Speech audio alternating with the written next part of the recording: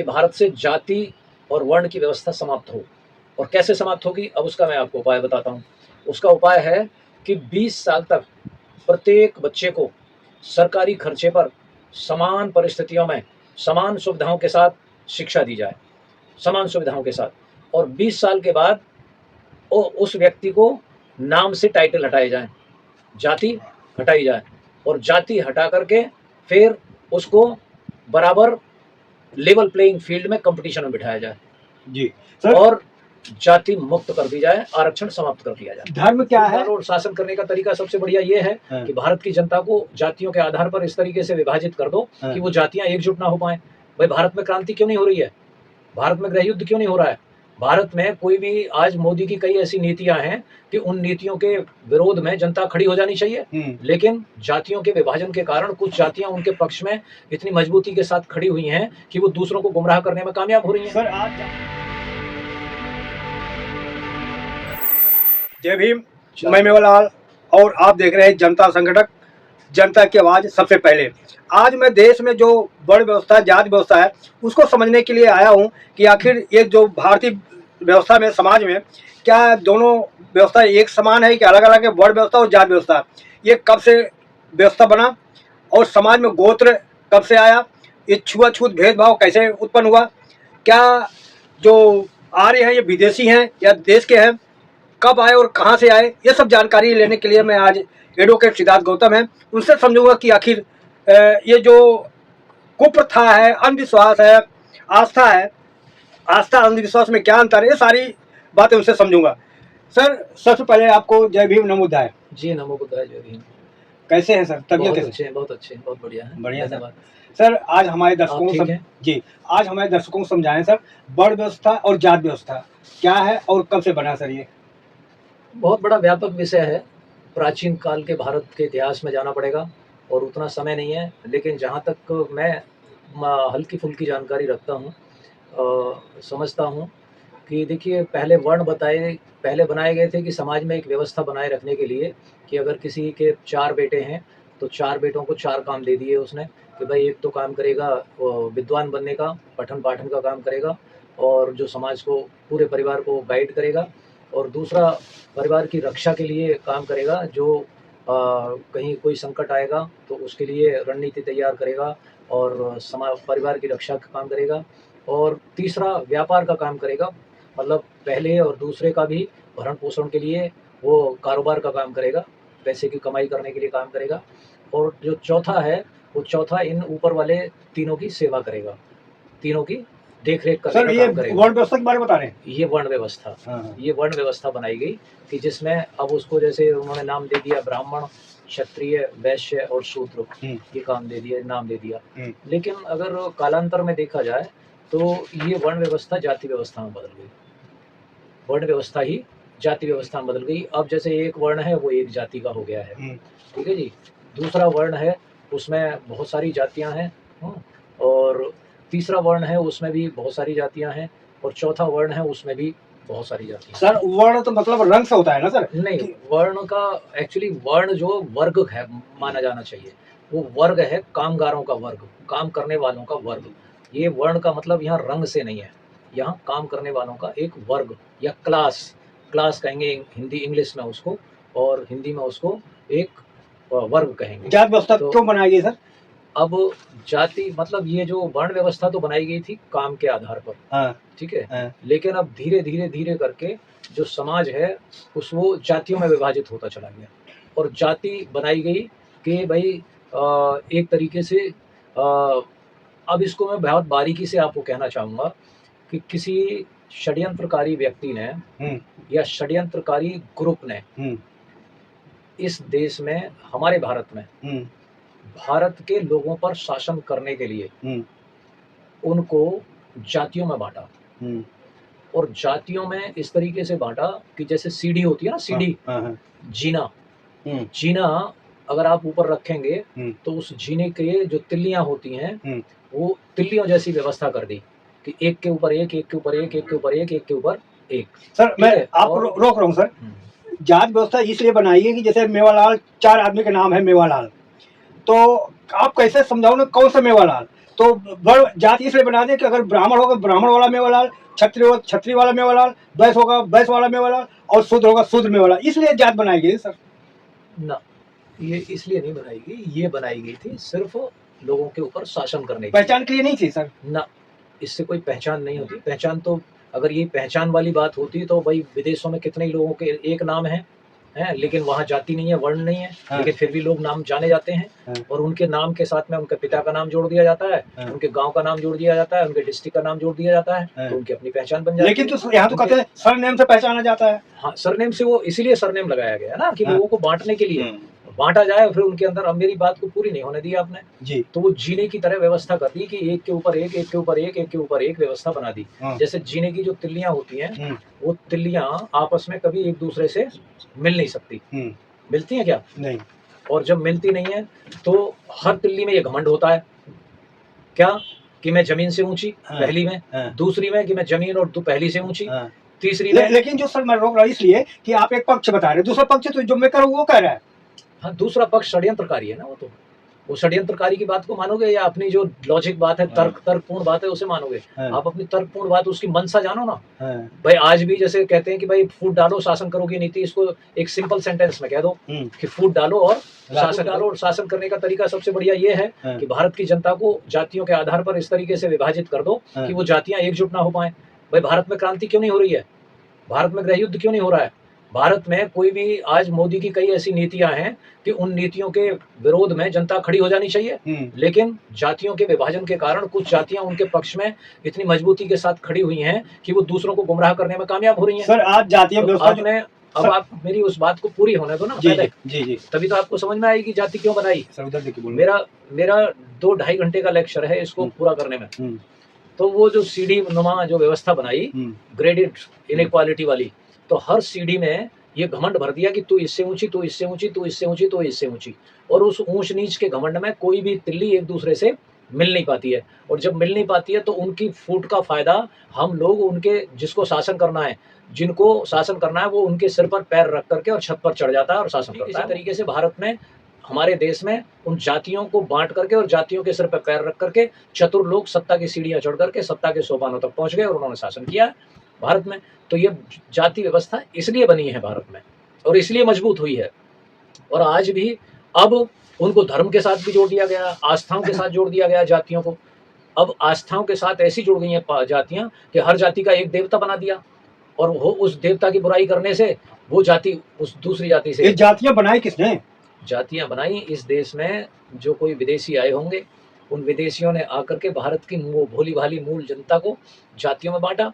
भाई इन पे ऐसे तो शासन किया नहीं जा सकता, ये तो एकजुट हैं। अब एकजुट जनता पर शासन कैसे करेंगे?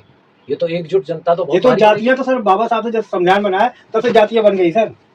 भारत, बाबा साहब जब से भारत का संविधान बना और भारत का संविधान जब से लागू हुआ, जब से जाति कमजोर पड़ गई, वर्ण भी कमजोर पड़ गया। और पहली बात तो मैं कहता हूं कि आज जाति और वर्ण को, भारत को चर्चा नहीं करनी चाहिए, क्योंकि ये संवैधानिक शब्द नहीं है, ये संवैधानिक शब्द नहीं है। इन जाति और वर्ण को समाप्त करने के लिए भारत के संविधान में एक आह्वान किया गया है कि भारत को जाति मुक्त। सर बाबा साहब को ऊपर आरोप तक जब से इन्होंने संविधान बनाया बाबा साहब ने कई वर्गों में बांट दिया, कोई आरक्षण देकर उनको बांट दिया, कोई किसी को कर दिया, तो समान कहाँ है सर?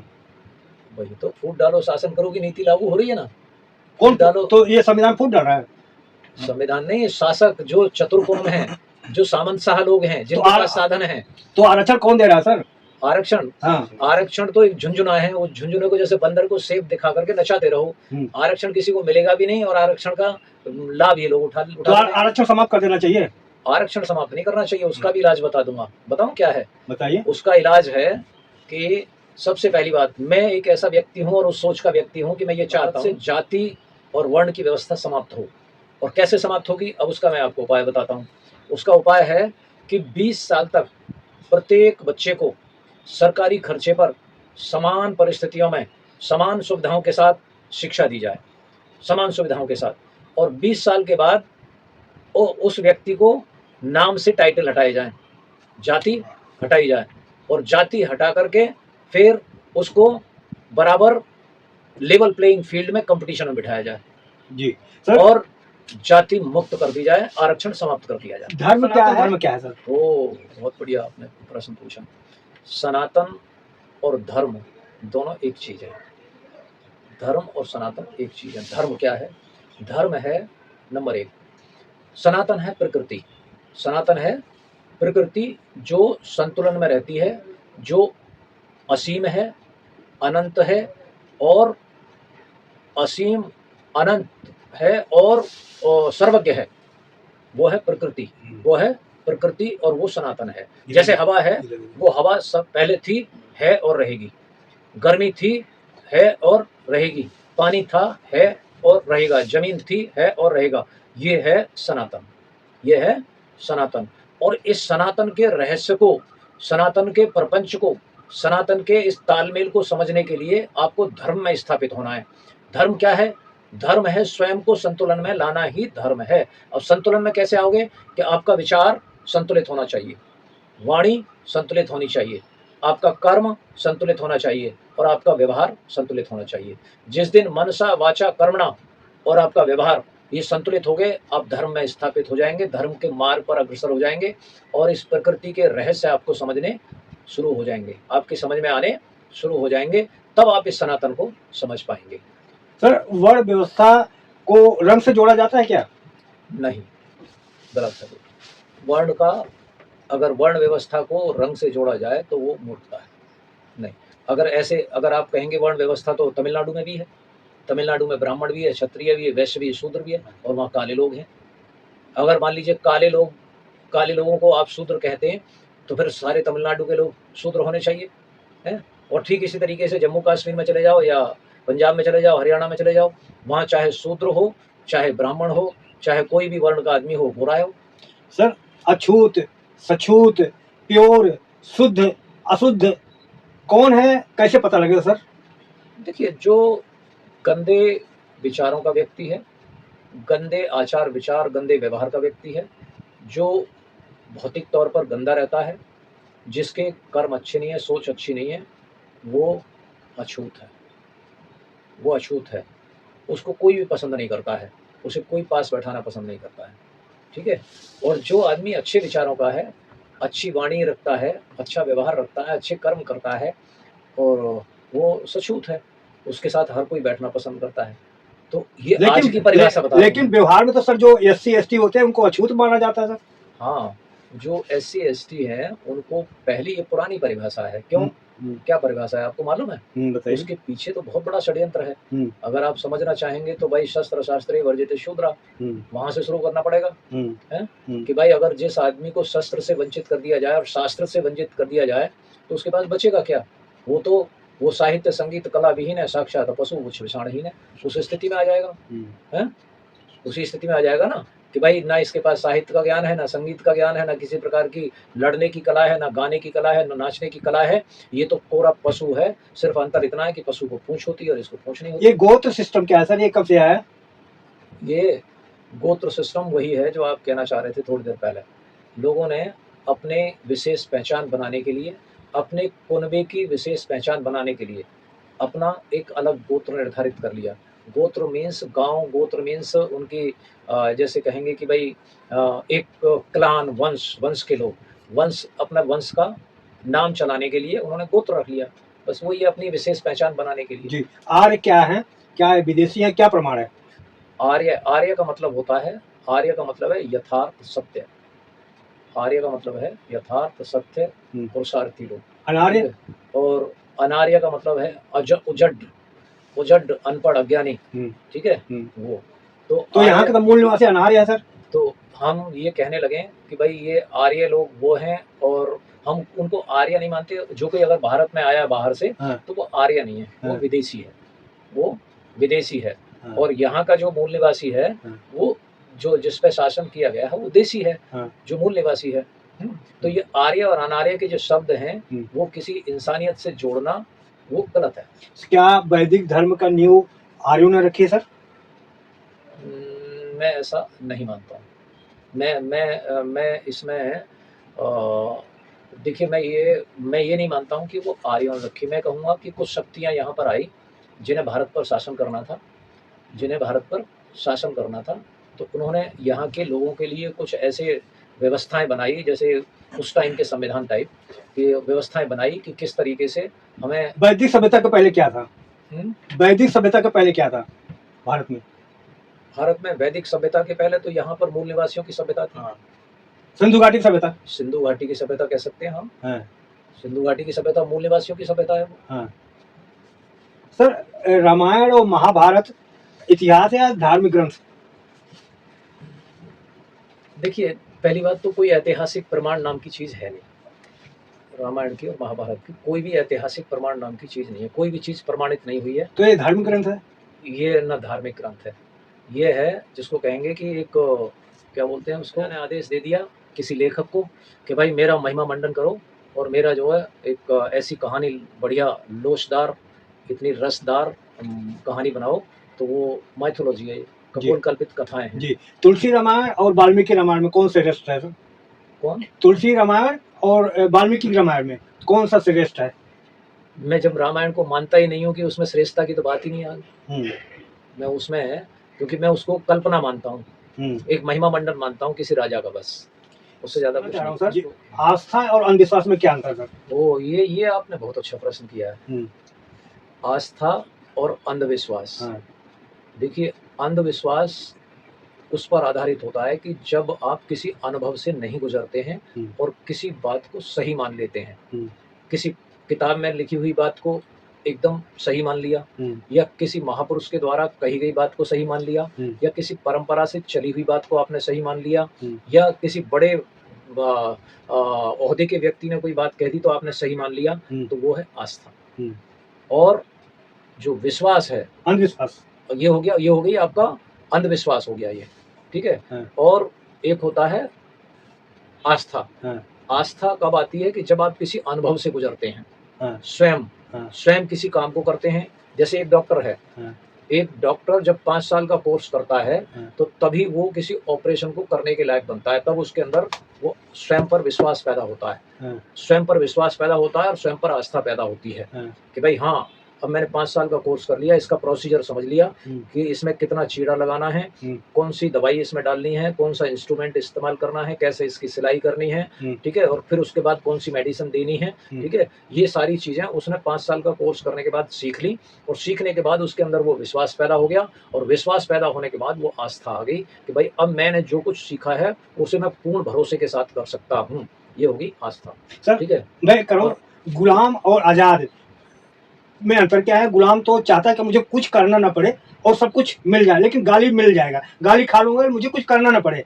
वो सही है कि आज़ाद होकर को दिक्कत उठाना पड़ेगा, परेशानी उठाना पड़ेगा और भूखे रहना पड़ेगा, लेकिन जो गुलाम होगा उसको गाली मिल जाएगा खाने के लिए, लेकिन खाना मिलेगा पूरा, लेकिन गाली खाना पड़ेगा। कौन सा आज़ाद व्यक्ति सही रहेगा, गुलाम व्यक्ति सही रहेगा?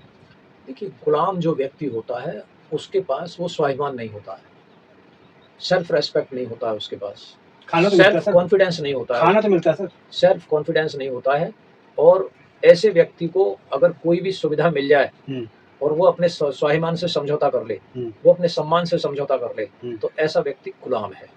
और जो व्यक्ति चाहे उसे कुछ कहीं से मिले या ना मिले, उसको स्वयं पर भरोसा रहता है, वो स्वाभिमानी होता है, वो आत्मविश्वास वाला होता है, वो आत्मसम्मान वाला होता है, वो किसी दूसरे के सहारे की तरफ कभी भी समझौता नहीं करता, सहारे के लिए समझौता नहीं करता, ठीक है। वो आदमी आज़ाद होता है, स्वतंत्र होता है।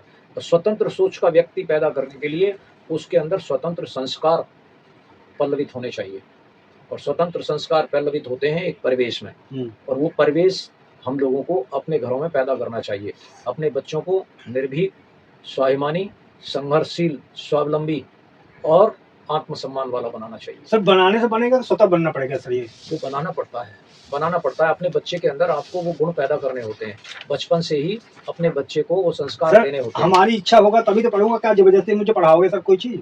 नहीं, अगर आज मान लीजिए टीचर ना हो तो टीचर भी तो पढ़ा ही रहे हैं ना, पढ़ा ही रहे हैं ना, और बच्चे पढ़ने के लिए जा रहे हैं, बच्चे पढ़ने के लिए जा रहे हैं, तो वो ऐसा तो नहीं है कि किसी को मार करके या किसी को डरा धमका करके पढ़ाया जा रहा है। तो उनके अंदर एक अंदर से एक इच्छा है, उनके अंदर से भूख है, एक ललक है कुछ समझने की, सीखने की, हाँ, तो वो पढ़ने के लिए जा रहे हैं। तो ठीक इसी तरीके से आप अपने बच्चों के अंदर अगर संस्कार डालना चाहते हैं तो उनके अंदर वो भूख पैदा करिए धीरे धीरे करके, और उनको एग्जाम्पल पेश करिए, उनको वो उदाहरण प्रस्तुत करिए उनके सामने कुछ एक अनुकरणीय उदाहरण अपने जीवन का दीजिए, ताकि वो बच्चे भी आपका अनुकरण करके आपके अनुगामी बने। ये स्वयं स्वयं हम लोगों को, माँ-बाप को भी अपने बच्चों का आदर्श बनना चाहिए। लास्ट सवाल सर, जो आदमी प्रेरणा कहाँ से मिले कि वो आदमी उससे प्रेरणा ले? क्या बताने से प्रेरणा मिले या काम करने, उसको करके दिखाने से प्रेरणा मिलेगा? प्रेरणा कोई ऐसी चीज़ नहीं है कि जो बाज़ार में मिल जाए। प्रेरणा कोई ऐसी चीज़ नहीं है कि किसी आदमी से उधार मिल जाए, ठीक है? प्रेरणा जो है एक व्यवहार का प्रस्तुतिकरण है। व्यवहार का, आदर्श का प्रस्तुतिकरण है, उच्च मापदंडों का प्रस्तुतिकरण है। आप उन उच्च मापदंडों को अपने जीवन काल में लोगों के लिए कैसे अपने अनुकरण में लाते हो, कैसे स्वयं चाल-चलन में, अपने चाल-ढाल में, अपने आचार-विचारों में ढालते हो और दूसरों के लिए एक उच्च आदर्श प्रस्तुत करते हो, प्रेरणा का स्रोत बनते हो। तो सबसे पहले वो गुण आपको अपने अंदर विकसित करने चाहिए। तो वो प्रेरणा जो है, वो प्रेरणा कोई बहुत ज़्यादा दिखावे की चीज़ नहीं है। प्रेरणा आपके आचरण में परिलक्षित होती है। सर आजकल बच्चों में मैं देख रहा हूँ, नवयुवक में, कि जो दारू है, नशा है, उसको मॉडर्न की तरह से उसको देख रहे हैं, बड़े गर्व के साथ उसको पीते हैं और गर्व महसूस करते हैं। क्या इससे समाज बिगड़ नहीं रहा है? देखिए, पहली बात तो ये है कि बच्चों को, भई अगर आप, जैसे मान लीजिए मैं कहता हूँ कि 5 शीलों का पालन करने वाली बात है। अगर परिवार में 5 शीलों का पालन हो रहा है, तो ज़ाहिर-सी बात है कि बच्चे भी शीलों का पालन करेंगे और बच्चे शीलवान बनेंगे, गुणवान बनेंगे। तो हमें अपने घरों में शीलों का पालन करना चाहिए। अगर मान लीजिए मैं नॉन स्मोकर हूँ, नॉन ड्रिंकर हूँ, तो क्या मैं अपने बच्चों के लिए एक उदाहरण प्रस्तुत नहीं कर रहा हूँ? हैं? तो पहले तो स्वयं से शुरू करें। हम बच्चों पर उँगली उठाने की बजाय हम पहले अपनी तरफ एक उँगली उठाएँ और देखें कि क्या कोई ऐसा काम हम कर रहे हैं कि जिसकी वजह से हमारे बच्चे कहीं वो सीमा लांघ रहे हैं। तो हम खुद शीलवान बने और शीलवान बन के एक उदाहरण प्रस्तुत करें, और तब जाकर के आपके बच्चे भी शीलवान बनेंगे और समाज के सभी युवा शीलवान बनेंगे। दहेज को कैसे आप देख रहे हैं सर? दहेज प्रथा भी एक बीमारी है, समाज में भूख बढ़ती जा रही है, उसको कैसे खत्म होगा सर? नहीं, शिक्षा धीरे-धीरे दहेज को ख़त्म करेगी, और जैसे-जैसे लोगों का सामाजिक स्तर बढ़ता चला जाएगा और जैसे-जैसे लोगों में जिसको कहते हैं कि पुरानी मान्यताएँ, लड़का-लड़की में जब तक भेद रहेगा, जब तक लड़का-लड़की में भेद रहेगा, जब तक लोग लड़की को बोझ समझते रहेंगे, तब तक ये दहेज की प्रथा रहेगी। और जिस दिन लड़का-लड़की को बराबर समझेंगे, लड़का-लड़की को बराबर सुविधाएँ देंगे, बराबर शिक्षा देंगे और बराबर योग्य बनाएँगे और उनको बराबर ऊँचे मुकाम पर पहुँचने के लिए प्रेरित करेंगे और पहुँचाएँगे, तो ये दहेज अपने आप समाप्त हो जाएगा। इसका गुनाहगार कौन है दहेज का, समाज या व्यक्ति विशेष? समाज। क्योंकि समाज में आज भी, हमारे यहाँ पुरुष प्रधान समाज में महिलाओं को अभी भी पुरुष से कमतर समझा जाता है। जिस घर में लड़की पैदा हो, मायूसी छा जाता है। आज भी, हाँ, आपने बिल्कुल सही कहा। आज भी लोग जो है, जैसे किसी के घर में लड़की पैदा हो गई, तो वो कई बार लड़के की चाहत में कई बच्चे पैदा हो जाते हैं, मैंने देखा है। क्यों? क्योंकि वो बच्चे और लड़के की भूख ज़्यादा होती है और वो लड़का और लड़की के बीच में भेद समझते हैं, जो कि विदेशों में ऐसा नहीं है। मैंने कई ऐसे बड़े-बड़े एग्ज़ाम्पल देखे हैं कि जैसे अभी बाराक ओबामा हैं, उनकी 2 बेटियाँ हैं। 2 बेटियाँ हैं, दोनों बेटियों का उनमें कोई भेदभाव ऐसा नहीं है। जैसे बिल क्लिंटन है, उनकी 1 बेटी है, उनका कोई ऐसा भेदभाव नहीं है। और मतलब विदेशों में, भारत की सीमाओं से बाहर या भारत से बाहर बहुत सारे देशों में अभी लड़का-लड़की में कोई ज़्यादा भेद नहीं समझा जाता है।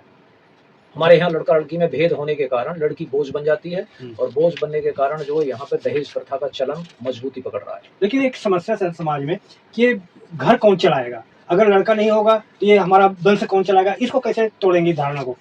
नहीं, लड़का नहीं होगा तो वंश कौन चलाएगा? क्या लड़की की शादी नहीं करोगे? लड़की की शादी नहीं करोगे, वो भी तो लड़का ही है। वो तो दूसरे घर चली जाएगी ना। दूसरे घर क्यों चली जाएगी? आप अपना घर उसको सौंप दो, वो आपके घर पे रहेंगे। अभी आपको मालूम है कि मेघालय में एक ऐसा सिस्टम है, मेघालय में वो एक वो है मैट्रिनियल लाइन ऑफ फैमिली सिस्टम। उस मैट्रिनियल लाइन ऑफ फैमिली सिस्टम में क्या है कि वहाँ लड़की जो है दूल्हे के घर जाकर के नहीं रहती है शादी के बाद, दूल्हा लड़की के घर आकर के रहता है मेघालय स्टेट में। ठीक है, तो वहाँ भी परिवार चल रहा है, वहाँ सिस्टम चल रहा है, वहाँ वंश चल रहा है लोगों का। जी हाँ, चलो सर, बहुत बहुत धन्यवाद सर, आप बहुत समाज को अच्छी जानकारी दी। तो साथियों, किस तरह से देखते हैं सर कि वकील साहब ने समाज को बारीकी से समझाया कि किस तरह से आपको दहेज को ख़त्म करना है, समाज में जो बुराइयां हैं जो नशा है उसको कैसे खत्म करें, समाज को ये कैसे करें, जात प्रथा क्या है, इन सब मुद्दों पर हम खास तौर से मैं यहाँ था बात करने के लिए। कैसी रही बातचीत, आप लोग क्या समझते हैं और हमारा जो क्रिया है और वकील साहब का विचार, हमारा प्रयास कैसे लगा, आप कमेंट में जरूर बताएं। कहाँ से देख रहे हैं वो भी लिखेंगे। मेवालाल, जनता संगठन, जनता की आवाज़। धन्यवाद।